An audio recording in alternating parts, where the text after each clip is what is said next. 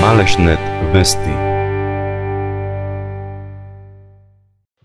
Со шатори вреќа за спиење, сам со својот велосипед и македонското знаме во ранецот, 31-годишниот Гоце од Русиново се подготвува за нов подвиг. Неговите сонништа го водат со велосипедот да го прошета Балканот и Турција, но разочаран од незаинтересираноста на беровци да го поддржат во подвизите, тој сам сега си собира средства.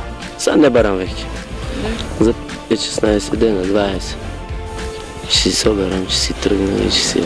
Турција и тука бивша Југославија што беше. Црното море да го заокружа.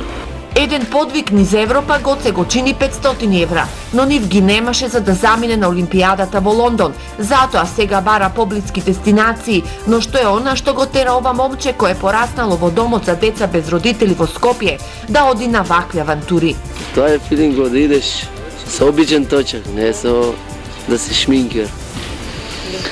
Со обичен точак да успееш. Гоце е познат по големиот подвиг од пред 2 години, кога со својот обичен велосипед поминал десетина земји низ Европа, бил на Азурниот брег и Јадранската магистрала, за да стигне на Тур де Франс, каде го развеа македонското знаме. 6200 бех, значи Бугарија, Србија, Хрватска, Словенија, Италија, Франција и назад. Кај стигнам, таму успеам. Кај ме стевне.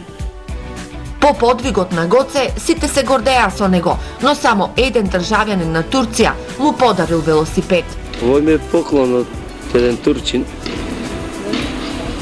кога слушна од тоа што таа телевизијата, и ме најдоа и ми го поклон еден турчин.